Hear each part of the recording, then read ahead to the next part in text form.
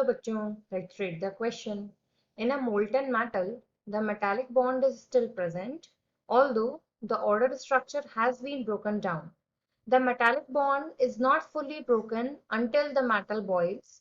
That means the boiling point is actually a better guide to the strength of metallic bond than melting point is. On melting, the bond is loosened, not broken.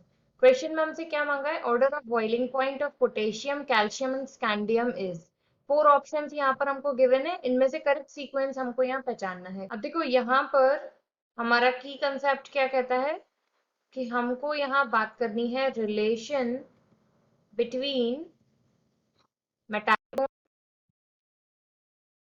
And boiling point. अब देखो अगर हम सबसे पहले बात करें कि ये मेटालिक बॉन्ड होता क्या है, तो हम ये बात जानते हैं कि जो हमारे मेटल्स हैं वो पॉजिटिवली चार्ज होते हैं।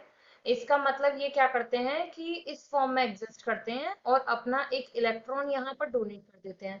तो अगर मैं किसी एक मेटल के पीस की बात करूं या यहाँ पर कुछ moles of atoms of metal की मैं बात करूं, तो देखो क्या होगा कि यहाँ पर हर एक मेटल अपना अपना इलेक्ट्रॉन रिलीज कर देगा और इस फॉर्म में वहां पर पाया जाएगा।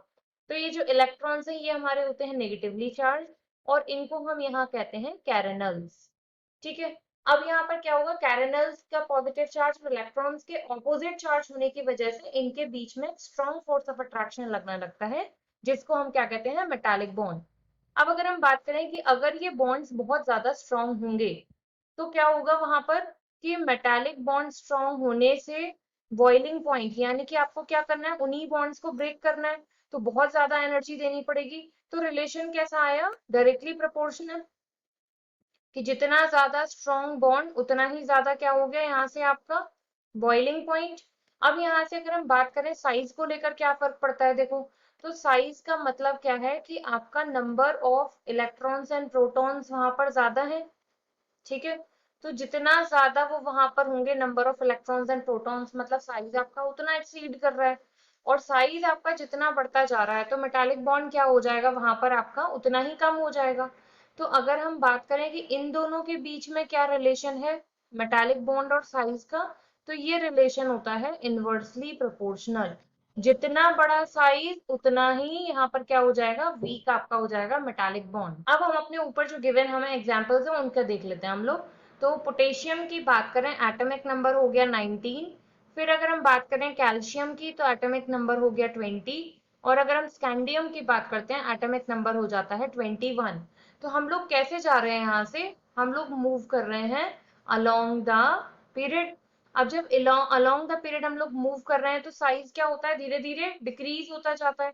क्यों डिक्रीज हो रहा है साइज वहां पर, क्योंकि न्यूक्लियर चार्ज बढ़ता जा रहा है। ठीक है। अब जब साइज वहां पर छोटा हो जाएगा तो मेटालिक कैरेक्टर क्या हो जाएगा, इंक्रीज हो जाएगा। अभी अभी हमने पढ़ा था ये रिलेशन। तो फिर सबसे ज्यादा यहाँ पर स्ट्रॉन्ग मेटालिक बॉन्ड किसके आ जाएंगे, सबसे ज्यादा स्ट्रॉन्ग आपका मेटालिक बॉन्ड हो जाएगा जिसका सबसे छोटा साइज है, डेट इज स्कैंडियम का। उसके बाद आपका आ जाएगा कैल्शियम का, इसके बाद आ जाता है पोटेशियम का। तो जब higher melting sorry metallic bond होगा तो उसको बॉइल करने में, यानी कि उसके बॉन्ड्स को ब्रेक करने में उतनी ही ज्यादा एनर्जी देनी पड़ेगी, तो फिर बॉइलिंग पॉइंट भी इंक्रीज हो जाएगा। तो ये ही ऑर्डर आपका किसका रहेगा, बॉइलिंग पॉइंट का। यहाँ से देखते हुए ऑप्शन सी जो है ये हमारा करेक्ट आंसर आता है। I hope you understood well. Thank you.